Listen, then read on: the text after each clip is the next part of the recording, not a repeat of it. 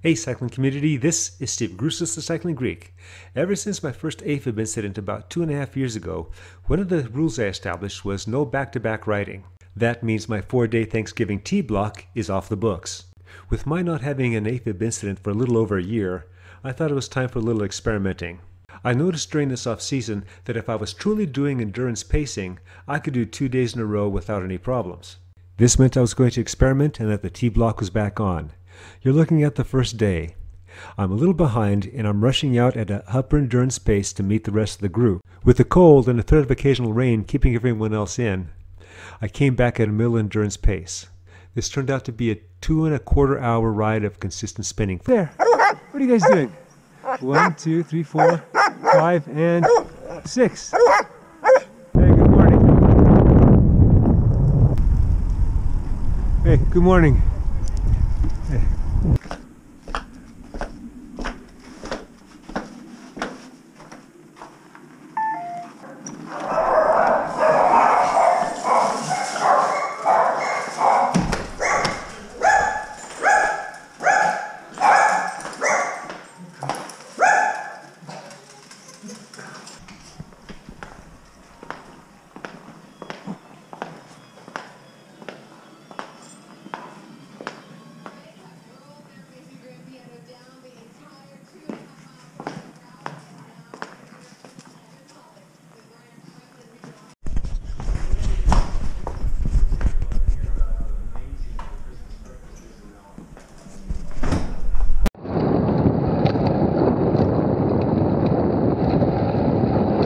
On day 2, there were 2 things that weren't working for me that almost brought an end to this experiment. The first involves that you may not always be able to control the group.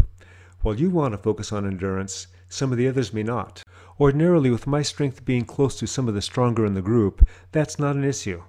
However, enter problem number 2. The previous night, I woke up and was awake for about 2.5 to 3 hours. Even when the pace moderately accelerated, I can tell stuff was going on with my heart. During those times, my heart rate seemed to accelerate 10 to 20 beats, and when we dialed back, it would go back to normal. Eventually, I had to do this. You guys want to turn back? Yeah, just be a little careful, that's all. Okay, guy, you got it.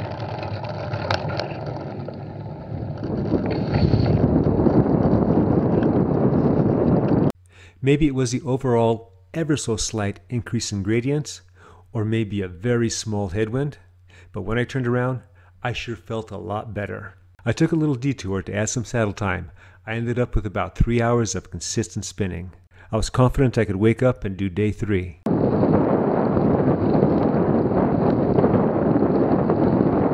With the threat of rain in the afternoon, I was out the door at 8 a.m. The workout for the day was a 2-hour endurance interval. This is non-stop. This is applying enough pressure on the pedals so you're not going easy, so you always seem to be working at it. I never press down on the pedals. I'm always focusing on the pull, always pulling, from 4 o'clock to 8 o'clock. And then secondarily, I'm pushing over the top, about 10 to 2. Including the warm-up, I ended up with an average of 198 watts. Considering how I felt the day before, this was a very good day. That caps off a 3-day block. Ordinarily the T block, Thanksgiving block, is a 4-day block, but it's going to be raining a lot tomorrow. It's going to start in the afternoon. So today's ride, 2-hour EI interval, endurance interval. I never pressed down on the pedals.